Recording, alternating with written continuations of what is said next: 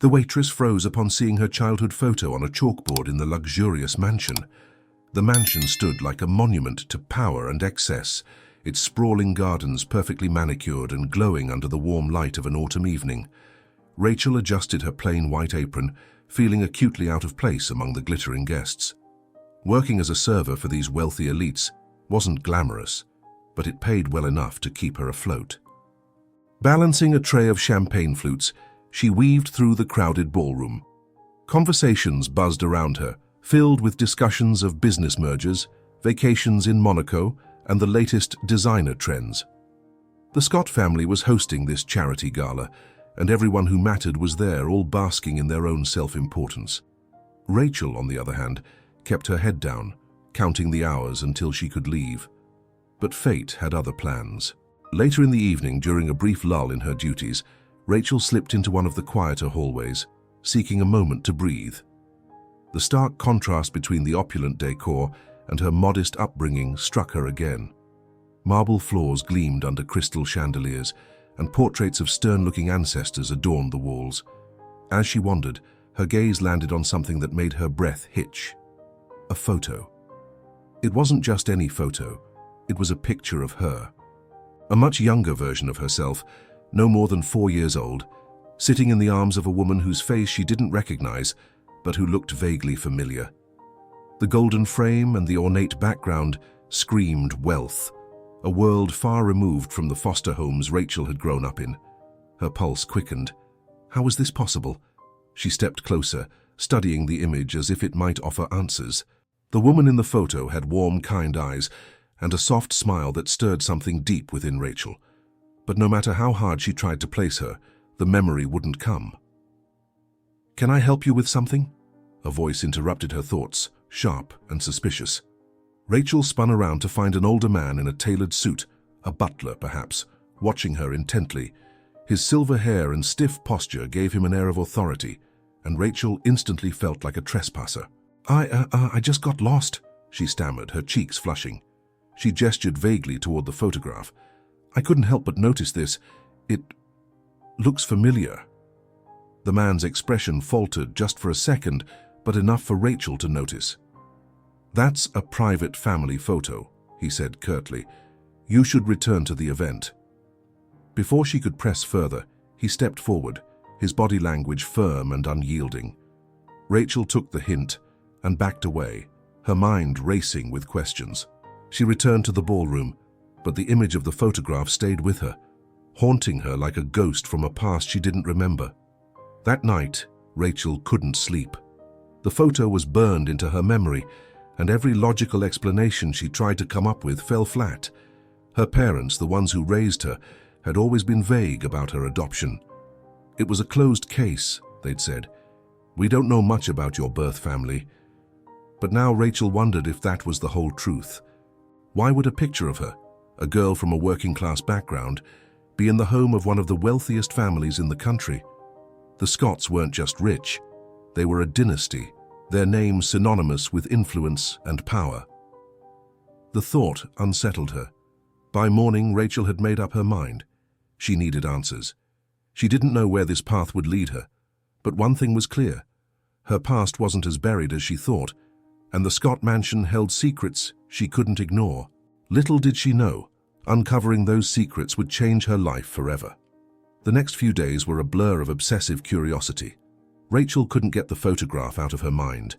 Every time she tried to focus on work or daily life, her thoughts drifted back to the woman's face, the familiarity of her eyes and the man's strange reaction in the hallway.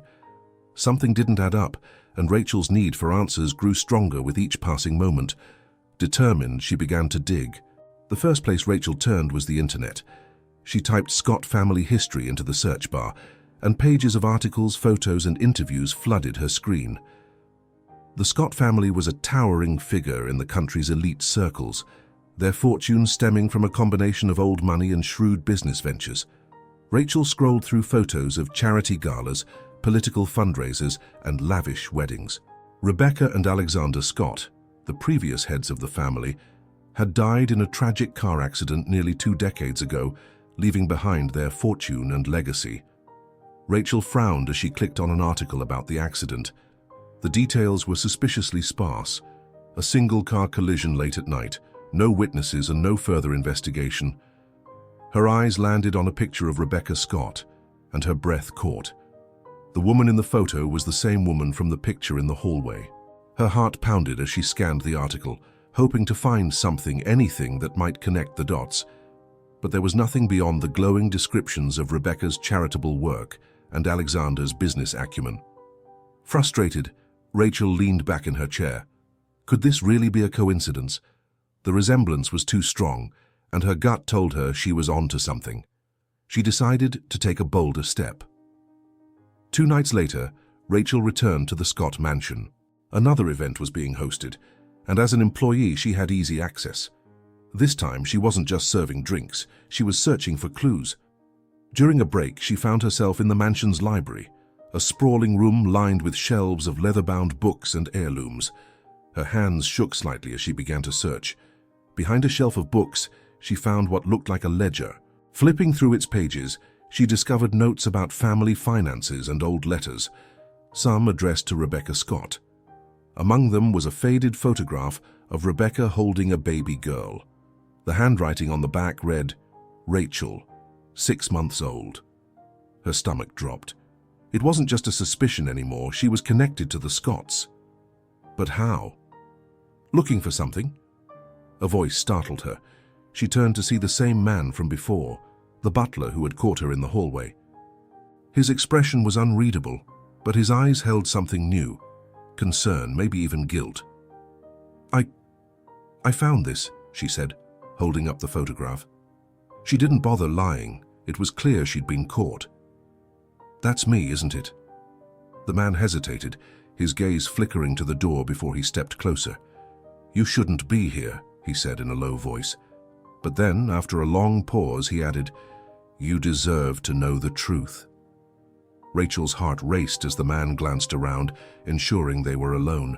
He lowered his voice even further. "Rebecca Scott was your mother." The words hit her like a freight train. "What? That's impossible," she stammered. "It's the truth," he said. "I was here when you were born. Rebecca adored you, but things changed. After the accident, everything changed." "What do you mean?" Rachel pressed, her voice trembling. "What happened to them?" The man's expression darkened. "Not everything is as it seems," he said cryptically. "But I can't say more. If Alexander finds out you're digging into this, you'll be in danger." "Alexander?" Rachel repeated, her confusion growing. "He's my uncle." The man hesitated but nodded. "He inherited everything after Rebecca and Alexander died, and let's just say he'll do anything to protect what's his." Rachel felt like the ground was shifting beneath her feet. Her mind raced with questions, but before she could ask more, the man straightened, his professional mask slipping back into place. "You need to leave," he said firmly, "and forget you ever found this." But Rachel knew she couldn't forget. She'd just uncovered the first layer of a web of secrets, and she had no intention of stopping now. As she walked out of the library and back into the noisy party, she felt the weight of her discovery pressing down on her. If her parents had been killed, as the butler seemed to suggest, then it wasn't an accident. And if Alexander Scott was involved, she was walking into dangerous territory. Rachel didn't care. For the first time in her life, she had a piece of the puzzle that had haunted her for years.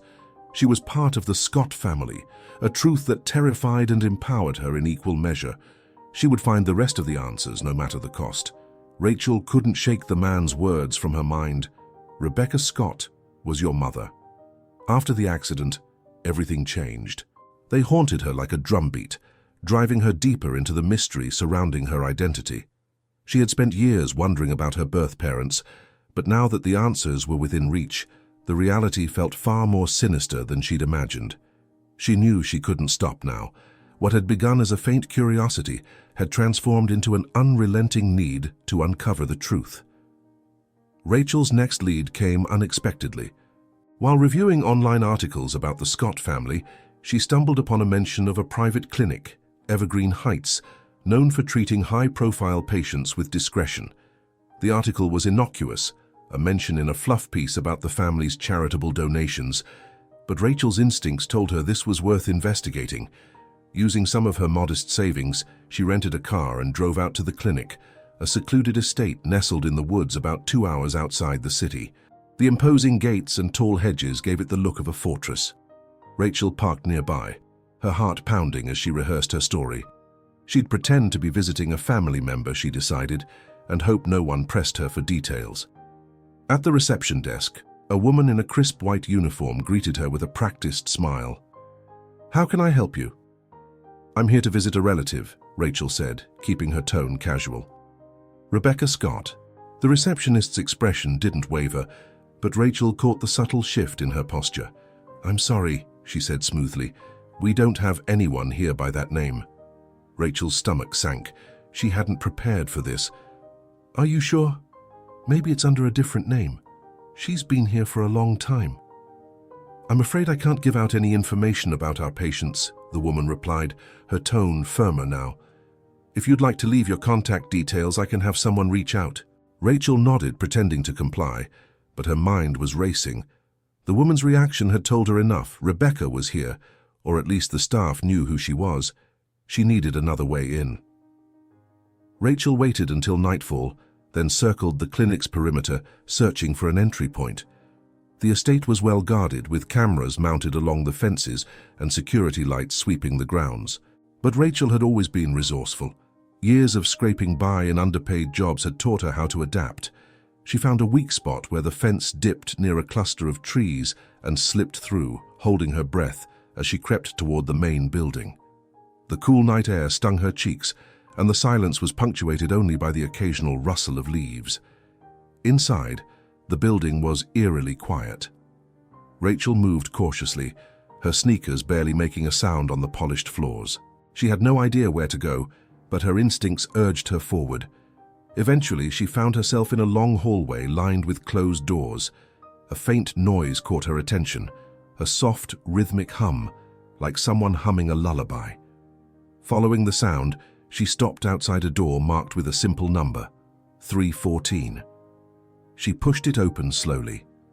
The room was dimly lit, with soft lamplight illuminating a single bed. A woman sat by the window, her figure silhouetted against the moonlight.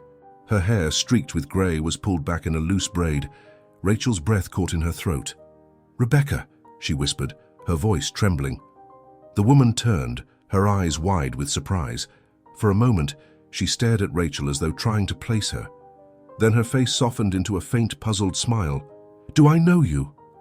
Rachel stepped closer, her heart hammering in her chest. I think you might be my mother." The words hung in the air, heavy with emotion. Rebecca's smile faltered, and she shook her head slowly. "I'm sorry," she said, her voice soft but distant. "I don't remember much. They say I've been here a long time." "Who says that?" Rachel asked, desperation creeping into her tone. "Why are you here?" Rebecca's brow furrowed, as though struggling to piece together fragmented memories. "I don't know. Sometimes I dream of a little girl, but then the dreams fade, and the doctors say it's best not to dwell on the past." Rachel clenched her fists, anger bubbling beneath her confusion. Someone had erased this woman's life, robbed her of her identity, and Rachel was certain it had everything to do with Alexander Scott. She reached for Rebecca's hand. "I'm going to get you out of here," she said firmly. "I promise." Rebecca looked at her, tears welling in her eyes. "You're so kind," she murmured. "You remind me of someone, but I can't remember who." Rachel swallowed hard, her resolve strengthening. She couldn't let Rebecca stay here, locked away and forgotten. Whatever Alexander was hiding, it had to end. As Rachel left the clinic that night, slipping back through the fence under cover of darkness, she knew the stakes had risen. Alexander Scott wasn't just a shadowy figure in her past. He was the orchestrator of this nightmare. And if he'd gone to such lengths to bury the truth, he wouldn't hesitate to destroy her if he discovered she was digging it up. But Rachel wasn't afraid. She had something Alexander didn't, the truth, and she was going to use it to tear his world apart. The air in Rachel's tiny apartment felt thick with tension as she spread out her findings on the kitchen table. Faded photographs, printouts of articles, and hastily scribbled notes formed a tapestry of secrets she was slowly piecing together. The picture was becoming clearer, and the truth it revealed was darker than she'd imagined. Rebecca Scott wasn't dead. She was alive, imprisoned in a gilded cage under the guise of medical care. And Alexander Scott, her uncle, had orchestrated it all. But why? Rachel's intuition told her it wasn't just greed. There had to be something more. If she wanted to expose Alexander, she needed hard evidence, something irrefutable, and she knew exactly where to find it, in the heart of his empire, locked away in his private safe. Rachel's opportunity came a week later, when the Scott mansion hosted yet another extravagant event. This time it was a fundraiser for a prestigious art museum. The guest list was a who's who of society's elite, which meant Alexander would be occupied entertaining his high-profile guests. Rachel donned her uniform, blending into the sea of servers moving unnoticed through the mansion. But this time, she wasn't there to work. She was there to infiltrate.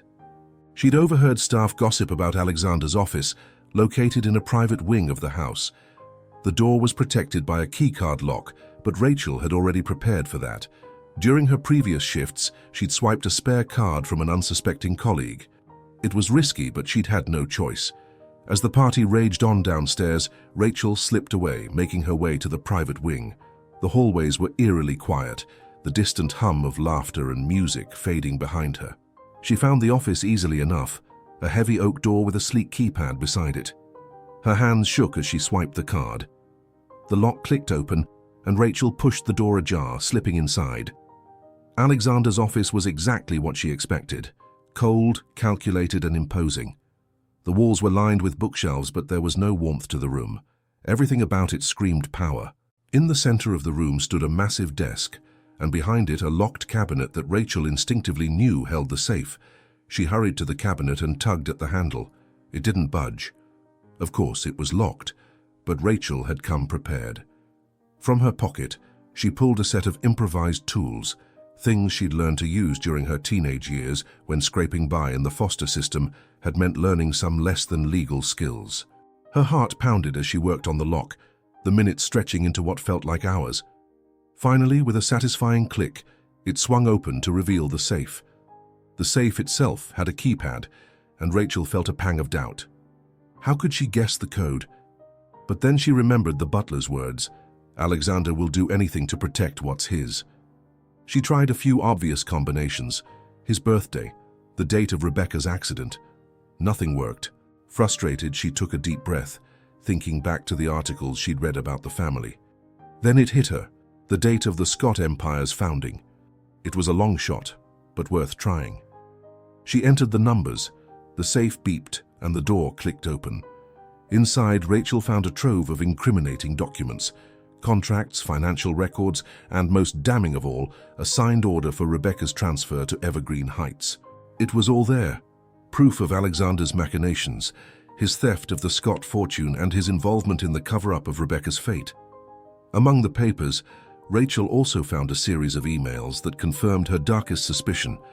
The accident that killed her father and nearly killed her mother wasn't an accident at all. Alexander had ordered it, hiring a professional to stage the crash in a remote area where no one would question the details. The motive was clear: greed and control over the Scott fortune. Rachel's hands shook as she snapped photos of every document with her phone. This was it, the truth, evidence that could bring down Alexander Scott and finally expose his crimes to the world. But as she slipped the last paper back into the safe, she heard the sound of heavy footsteps approaching. Her heart leaped into her throat. Alexander. The door swung open and Alexander stepped inside, his sharp eyes immediately landing on Rachel. His expression darkened as realization dawned. "You've been snooping," he said, his voice low and dangerous. Rachel stood frozen for a moment, then straightened, her pulse racing. "I know what you did," she said, her voice steady despite the fear coursing through her. "I know about Rebecca, about my parents, about everything." Alexander's face twisted into a cold smile. "You think you can waltz in here, steal my secrets, and walk away? You're more naive than I thought." He lunged for her, but Rachel was ready. She ducked under his grasp, grabbing a heavy paperweight from the desk and hurling it at him. It missed, but the distraction gave her just enough time to dart for the door. Alexander was fast, but Rachel was faster. She ran down the hallway, her breath coming in ragged gasps as she dodged through the maze of corridors. Behind her, Alexander shouted for security. She burst into the ballroom, blending into the crowd as chaos erupted. Guests turned in confusion as Alexander stormed into the room, his composure shattered. But Rachel was already gone, slipping out through a side exit and disappearing into the night. By the time she reached her car, she was shaking, adrenaline coursing through her veins. She clutched her phone tightly, the photos of the documents her lifeline. She'd done it. She had the evidence. But now came the hardest part, making sure the world saw the truth. Rachel drove away from the mansion, her mind already racing with plans. Alexander Scott's empire was about to crumble, and she would make sure of it. The sun rose over the city, its golden light piercing through the blinds of Rachel's apartment. She hadn't slept. The photos of the incriminating documents were open on her laptop, each one a weapon in her growing arsenal against Alexander Scott. But taking down a man as powerful as him wouldn't be easy. She needed to move fast and strategically before he could retaliate. Rachel knew there was only one way to make sure the truth couldn't be buried. Take it to the media. Not just any outlet, but one with the reach and reputation to withstand the kind of pressure Alexander would undoubtedly apply. She picked up her phone and dialed. 3 days later, the headline broke across every major news outlet. Billionaire mogul Alexander Scott accused of murder and fraud. The exposé was relentless, detailing not only Alexander's orchestration of the crash that killed Rachel's father, but also the systematic imprisonment of Rebecca Scott. The leaked documents were damning, leaving no room for doubt. The public reaction was swift and unforgiving. Alexander's carefully constructed image as a philanthropic businessman crumbled under the weight of the revelations. Protests erupted outside the Scott mansion, and reporters swarmed the estate, demanding answers. Rachel watched it all unfold from her apartment, a strange mix of satisfaction and apprehension washing over her. She had done it, exposed the man who had stolen her family and nearly gotten away with it. But the fight wasn't over. Alexander wouldn't go down without a fight. It wasn't long before Alexander struck back. That evening, Rachel's phone buzzed with a call from an unknown number. "Rachel," Alexander's voice was cold, yet calculated. "I underestimated you. I won't make that mistake again." Rachel's stomach churned, but she held her ground. "Your threats don't scare me," she said. "The whole world knows what you did. It's over." Alexander laughed, a hollow sound. "Do you think the truth will save you? You don't understand how this world works, do you? I'm untouchable." But his confidence was misplaced. The media storm had drawn the attention of law enforcement, and that same evening, federal agents raided the Scott mansion. Alexander was arrested on charges of conspiracy, fraud, and murder. His empire, once seemingly impenetrable, began to collapse around him. With Alexander behind bars, Rachel turned her focus back to Rebecca. She hadn't forgotten her promise to free her mother from Evergreen Heights. Armed with the media's support and a court order, Rachel arrived at the clinic flanked by reporters and lawyers. The staff, once evasive, had no choice but to comply. Rebecca was brought out to the waiting room, her steps tentative, her eyes filled with confusion. When she saw Rachel, something flickered in her expression. Recognition. "You," Rebecca whispered, her voice trembling. "You're the girl from my dreams." Rachel's heart swelled with emotion as she rushed forward, wrapping her arms around her mother. "It's me," she said, her voice breaking. "I'm your daughter. I found you." Tears streamed down Rebecca's face as she clung to Rachel. "I thought I'd lost everything," she said, "but you brought me back." The moment was raw and unfiltered, a reunion that had seemed impossible just weeks ago. Cameras flashed around them, capturing the embrace, but Rachel didn't care. For the first time, she felt whole. The weeks that followed were a whirlwind. Rebecca began the long process of recovery, both physically and emotionally, as memories slowly returned to her. Rachel stayed by her side, helping her navigate the pieces of a life stolen by Alexander's greed. Meanwhile, the Scott family's empire dissolved. Lawsuits and criminal charges piled up against Alexander, and the remaining members of the family distanced themselves, scrambling to salvage their own reputations. Rachel had no interest in the fortune or the legacy. Those things had only brought darkness. Instead, she focused on building a new life, one rooted in honesty and freedom. She and Rebecca moved to a small coastal town, far from the glare of the media. Together they rebuilt their bond, finding solace in the simplicity of everyday moments. One evening, as the sun dipped below the horizon, Rachel and Rebecca sat on the porch of their modest home, watching the waves crash against the shore. "You've been through so much," Rebecca said, her voice filled with quiet admiration. "And you never gave up." Rachel smiled, her gaze fixed on the horizon. "Neither did you," she replied. "We both fought our battles, and now we're finally free." The past had been dark and painful, but it no longer defined them. They had survived, exposed the truth, and found each other. And for Rachel, that was enough. For the first time in her life, she felt at peace.